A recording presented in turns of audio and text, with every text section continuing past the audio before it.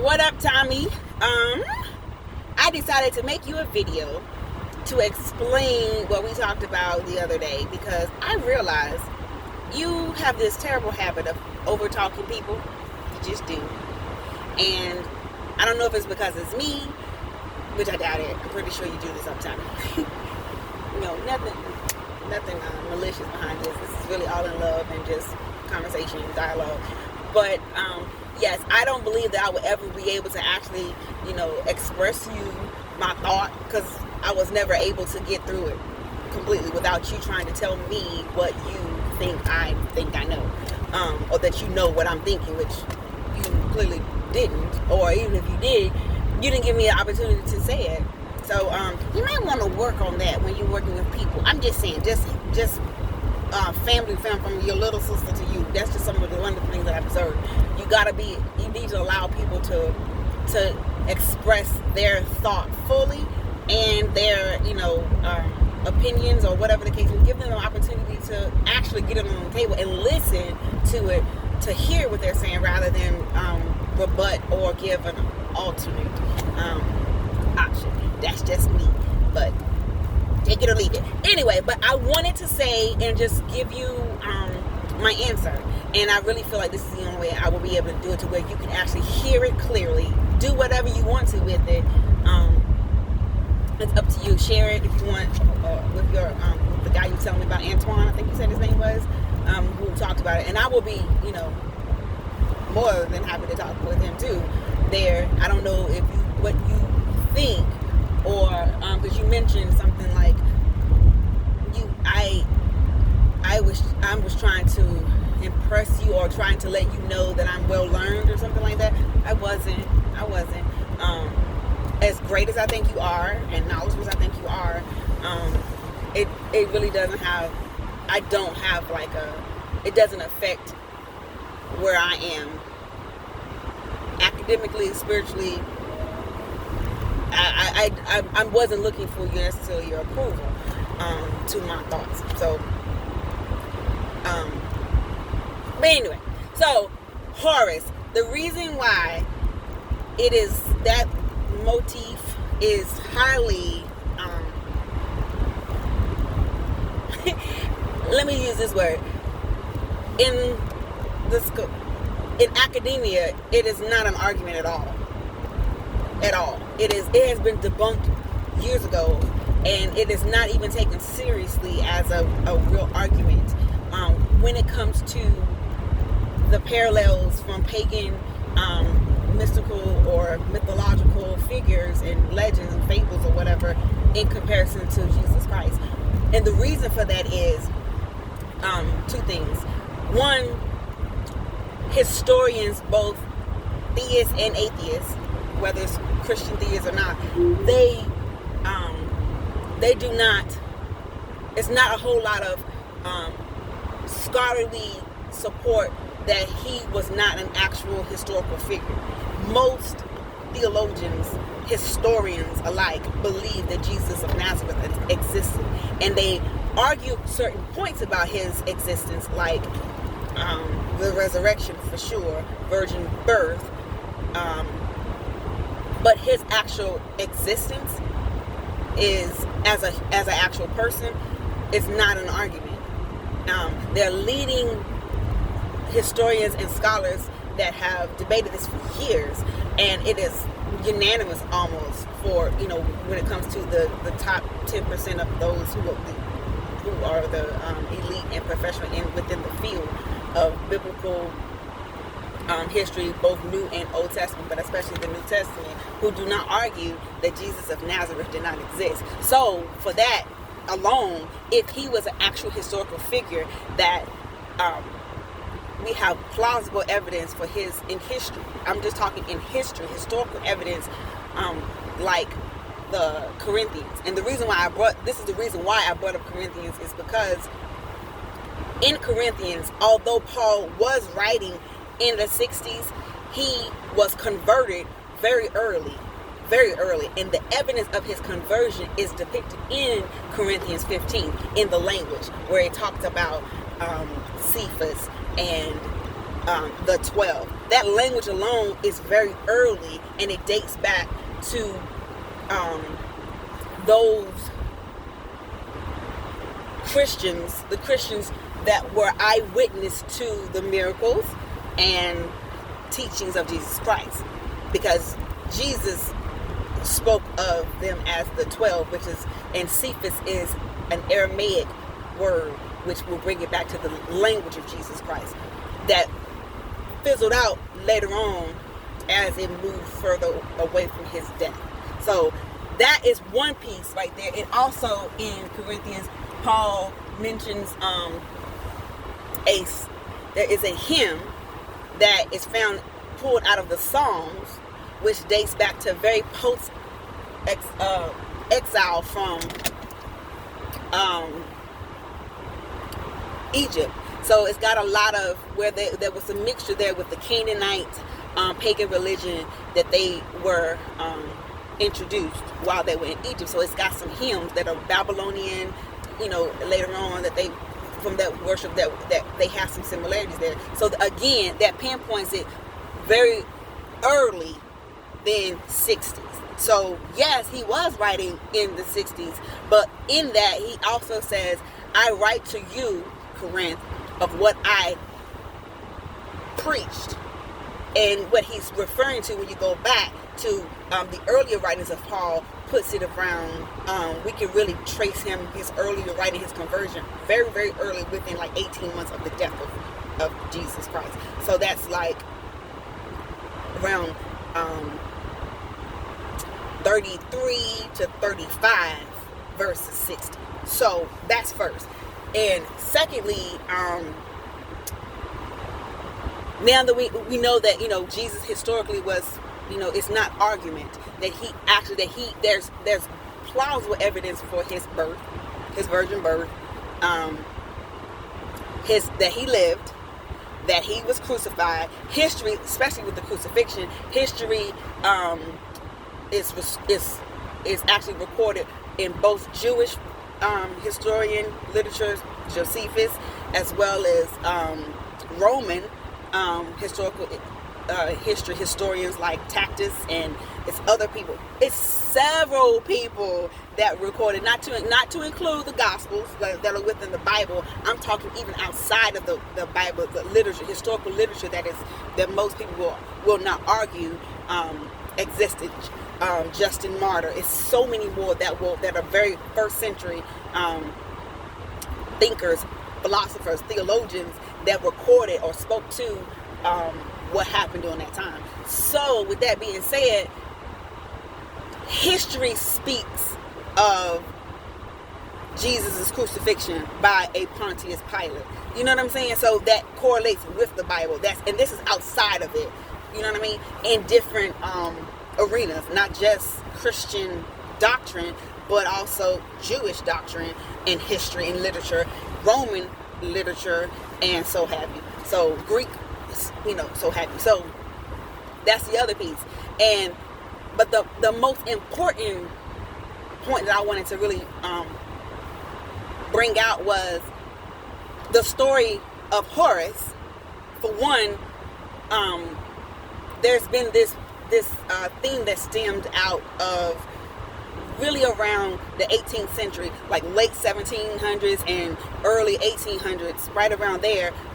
It really began with some German theologians who were really self-acclaimed Egyptologists. There was some philosophers. They were more philosophers, and that kind of got into necromancy and spiritualism, and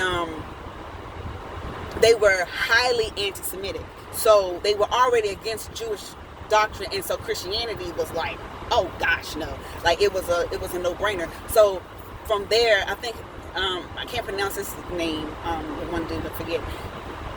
That idea kind of grew through over the years in that sect as this spiritualism, which is very demonic, right?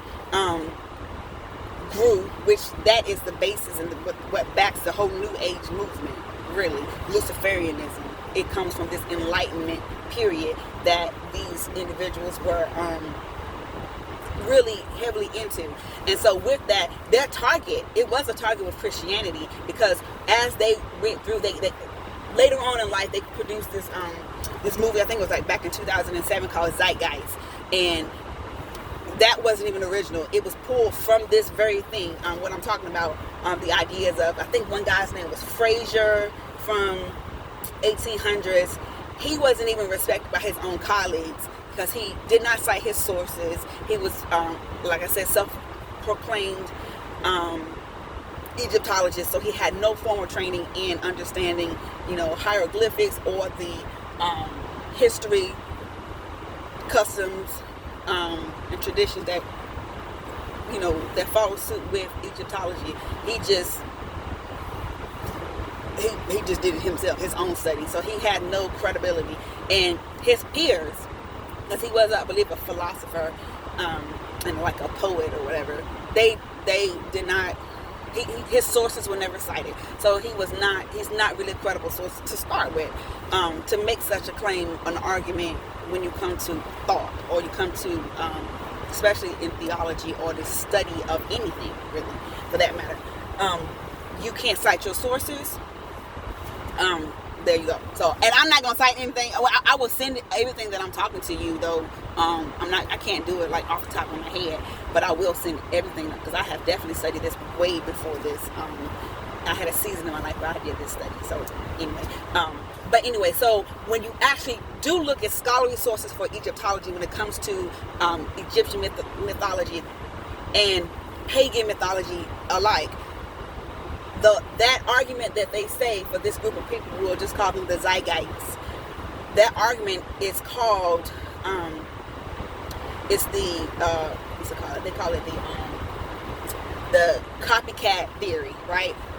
Indicating that the whole Christian basis of Jesus Christ's life and whatnot is a copycat of other pagan religions. But the reality, we already discussed that it can't be a copycat if we can historically prove that these things actually happen. So it's historical. So if it's historical, it doesn't make sense that it copied a story. You know what I'm saying? So that's just like, for example, if I actually,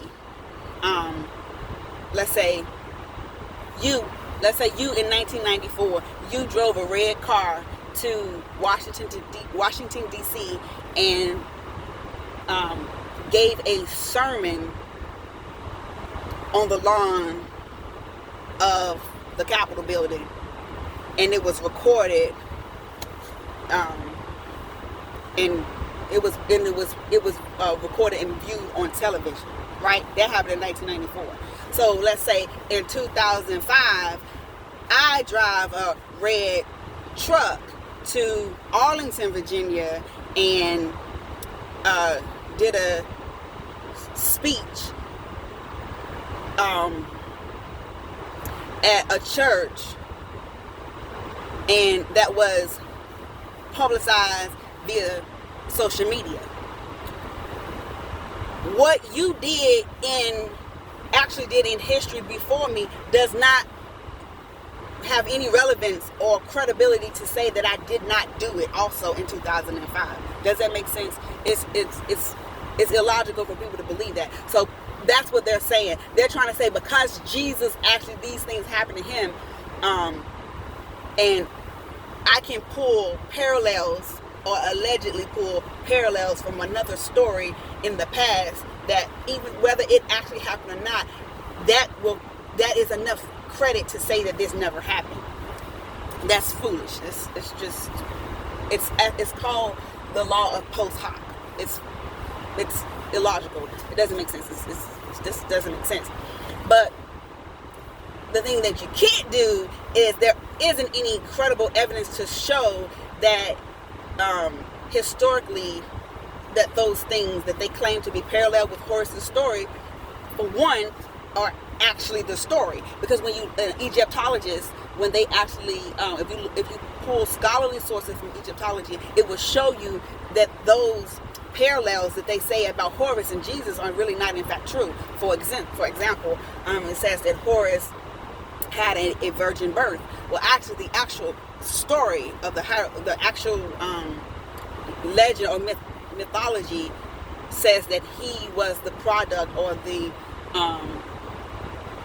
concept. He was conceived by his mother, who was Isis, who married her brother Osiris, and their other brother Set, who was the evil one, was angry and jealous. So he killed Osiris and dismembered all of his parts and spread them all over the world. So Isis went, found all his parts. She found everything except for his penis, which she did an incantation, a spell or whatever, created one, and it shows that her having sex with this dead body with this supernatural penis, and from that she conceived a son who was Horus.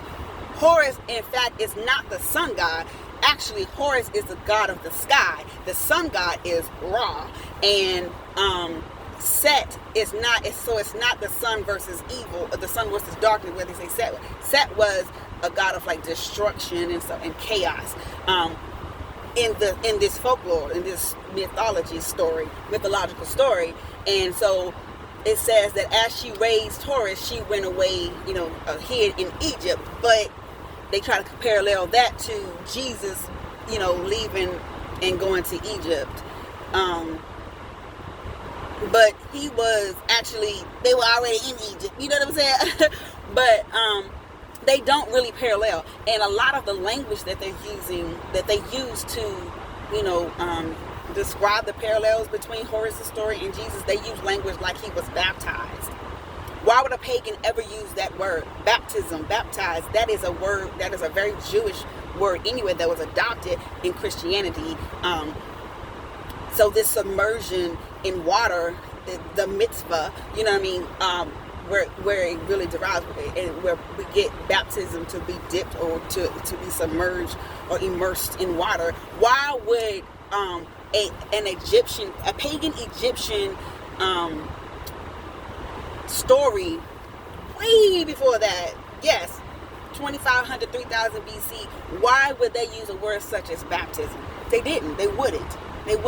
So the mere fact that that word is used to describe that Horus was baptized and had disciples, that shows that the intent of the people who are giving this argument are intentionally trying to find some parallels, and that's called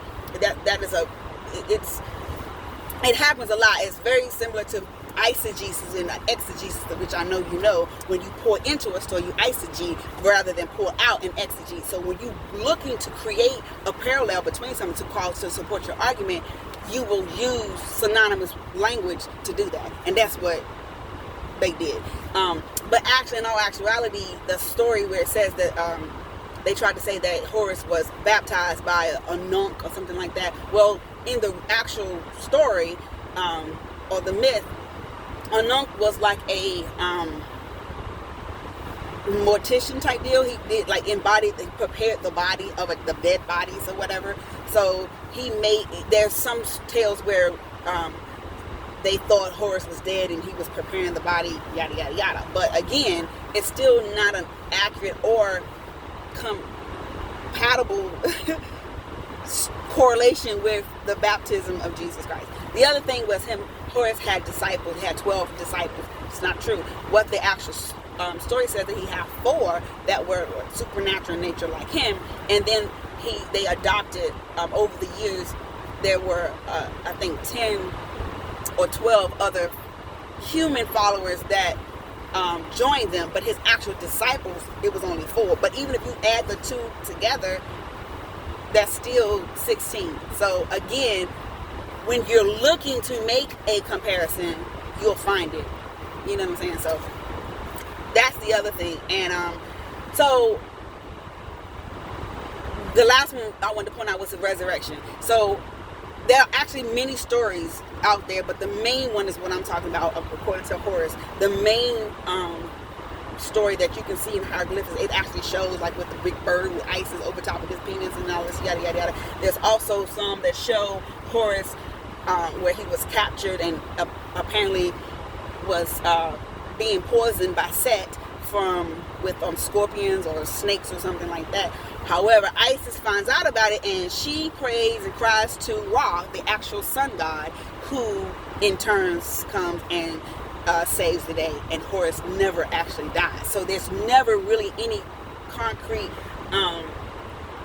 writings that have been discovered that have to show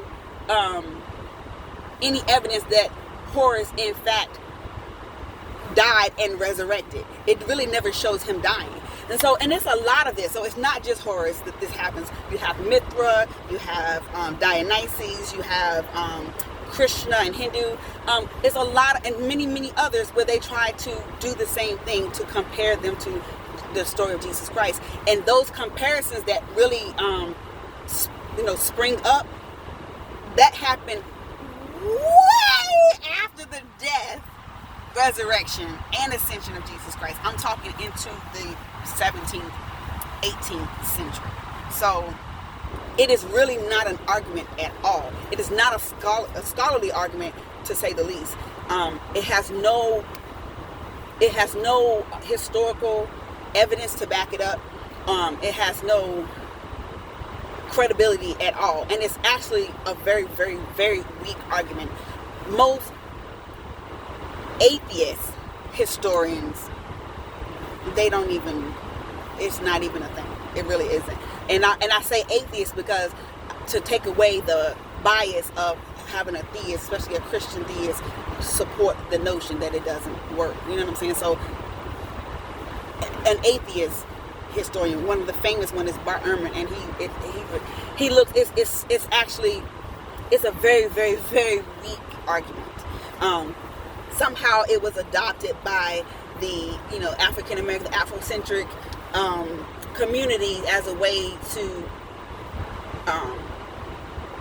bask in our heritage, and I understand that, but we need to do more research to understand really all that happened. And so it was a lot that came out of the community, the African community and ancient community, like as kings and queens. That is all very true. The Kemet, story there, with the Phoenicians with language, and that all of that stuff is true. Those roots, those are stems of where language comes from, especially, the Hebrew language stems out of it. Absolutely. Hieroglyphics, absolutely. Being a lot of firsts that came from our culture.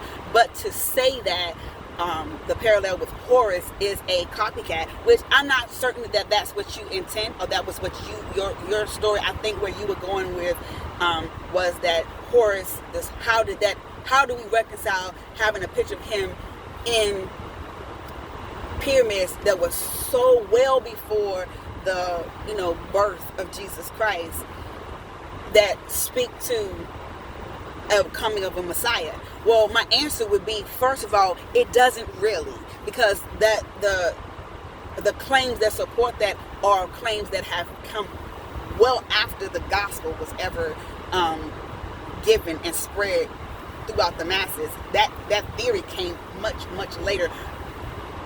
No, there's no evidence to support that in that time, when you do hermeneutics and you look and you try to interpret what the text saying in this instance, we're talking about the hieroglyphics that are on the pyramids. There's no evidence or scholarly support to say that the Egyptians believed Horus to be the son of God. And there's a play on words there, because there was this motif of astrotheology, where the sun god, right, is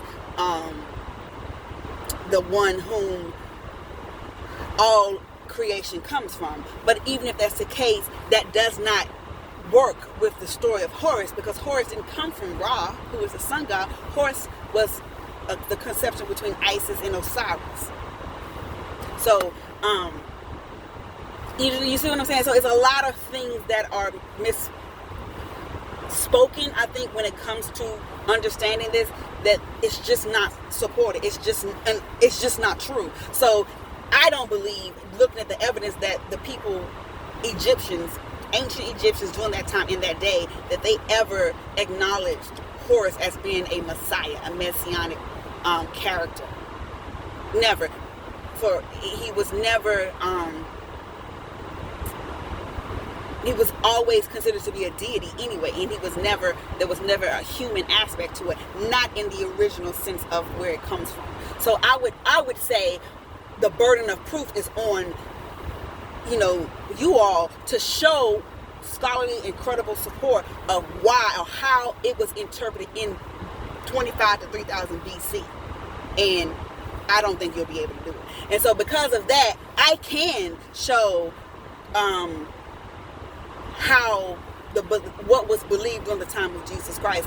And I can also give plausible evidence and prove that the historical Jesus of Nazareth, did in fact live, was born, lived, and had and was crucified, and there was an empty tomb.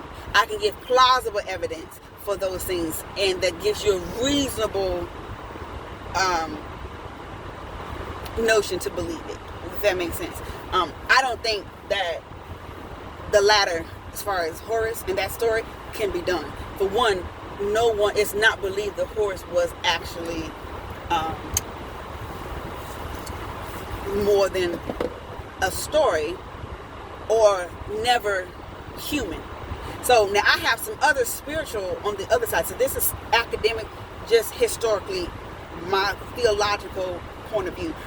But when I look at it on the other aspect, spiritually speaking, absolutely, I believe that there was something, a demon is what I would say. It would be a result of the Nephilims, who, where the Bible spoke about in Genesis as well as Job, about the interaction between the fallen angels and the humans and what they produced. And I would say those would be those deities, or those Horuses and those Isis and all those whatnot that was taken on, those stories come from. And that makes more sense to me when I think about how storytelling, an oral tradition, will move throughout history, which is the other piece that I was getting to when I was talking about that Babylonian Canaanite hymn that was in the Psalms that Paul mentioned in his text. So that shows you there was a collaboration with